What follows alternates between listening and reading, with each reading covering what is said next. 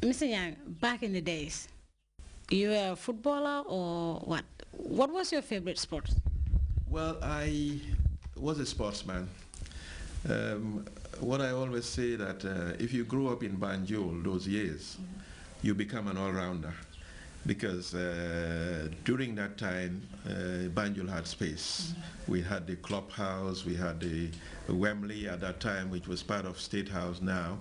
And in most of the streets, we played cricket, we played service, we played tennis, we played everything.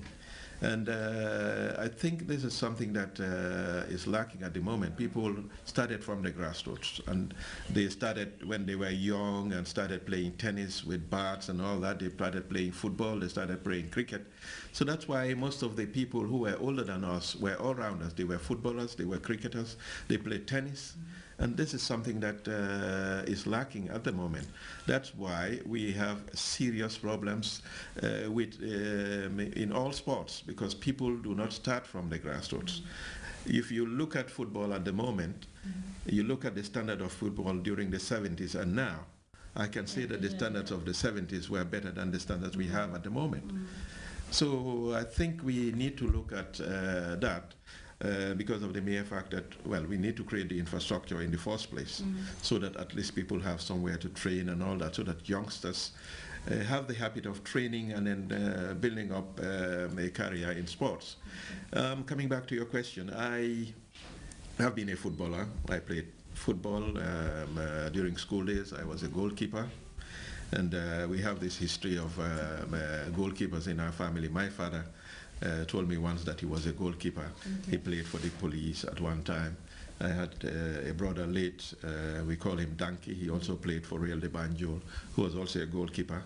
And most of my family members, Jalma, Pamodu played for Real, Bachsamba played for Real, Jibunyang played for Real. So we are a sporting family. I also played for Real and later became a manager of Real de Banjul. In fact, it was during my tenure as manager that we won the Guinness Cup. And also, I was a leading table tennis player.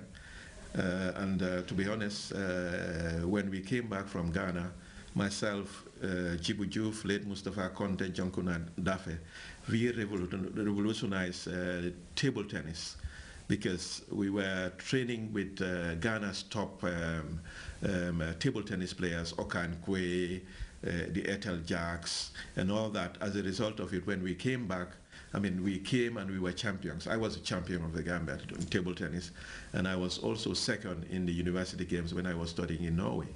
So, and also, in addition, you remember that I was also the manager of Sunwing football team.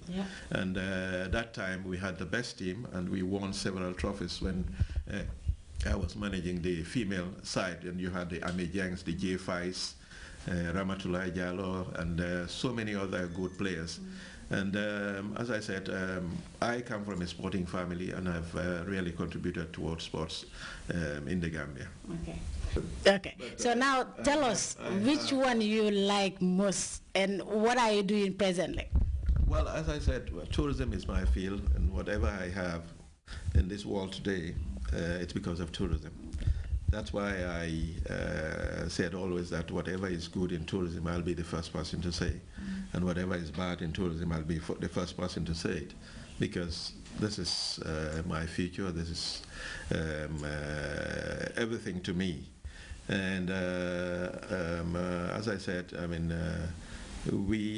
I have been involved in tourism since its inception. And I have been working towards looking at the areas where I can contribute to my utmost. And this is exactly what I have done together with my partners by convincing them to open the school.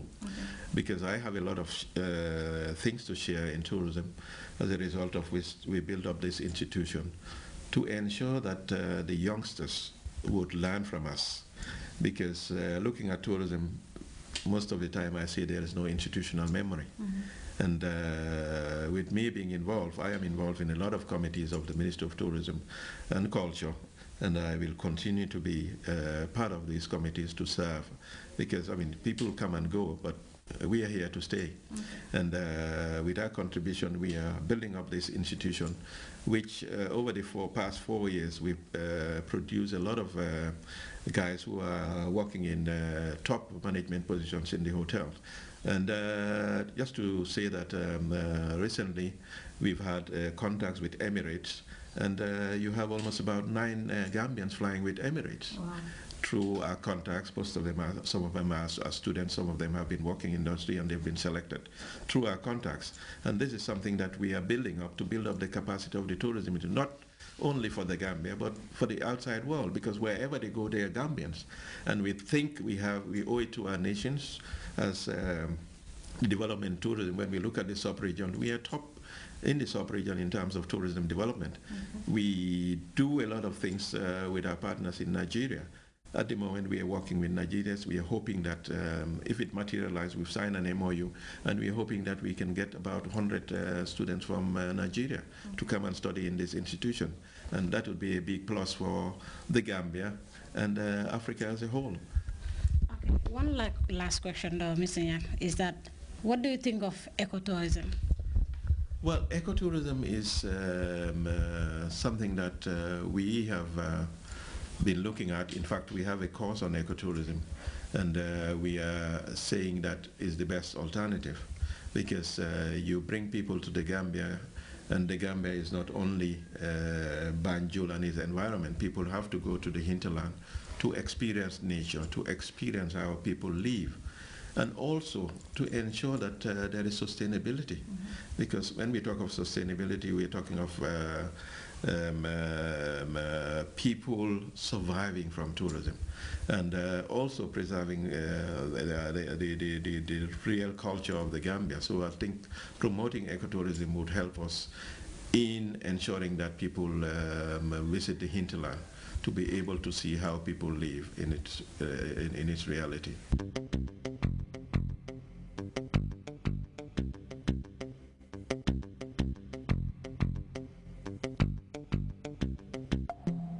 Well, as we slide into this show, we now bring another segment. It's been a long time. We haven't featured anything like DIY. It means do it yourself. But what do we mean by do it yourself? And what actually is it there for you in this special edition?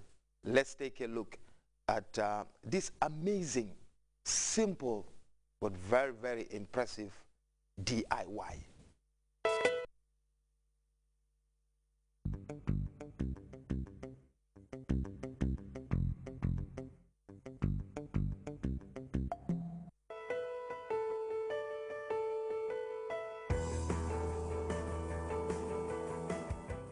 Hello once again, good morning. It's the DIY show, and the show where we teach you how to make different things ranging from birthday cards, clothing, flower vase, earrings, and a lot more accessories. But this time we're going different. As I said, we have lots of occasions coming up. Christmas is around the corner, New Year's around the corner. Every month or every week, every other day, it's a friend's birthday, it's an aunt's birthday. So we want to encourage people to spend less, get cards, try and learn how to make cards on your own. So on this show today, I'm going to teach you how to make a basic simple card. It depends on you. You can decide to do a birthday card, a wedding card, but we'll give you tips on how to do this. Now, first of all, on the show, I'll show you what are the materials that you need to do what we'll be doing on the show. And most important, you'll need paper. This is a decorated paper, and you've got gold on it. So if you really can't get a paper like this, you just get a plain sheet of paper, go to the market, get glittery nail polish, and you can do that yourself. I'll show you how to do that before the end of the show. Now, be very mindful if you're choosing the color of paper that you're going to be using to make your birthday cards. As you've seen on display here, I've got 3 different colors. I've got the green one, I've got the black one, and I've also got the rust one. Now, different colors can represent different occasions. For example, it's not advisable to use a black card to do a birthday card. But if it's more or less like a condolence card, then you might want to use a black card. Or if it's for a formal occasion, you can use a black card and then put a white ribbon on it because you don't want to go too pink and you also don't want to go too dark.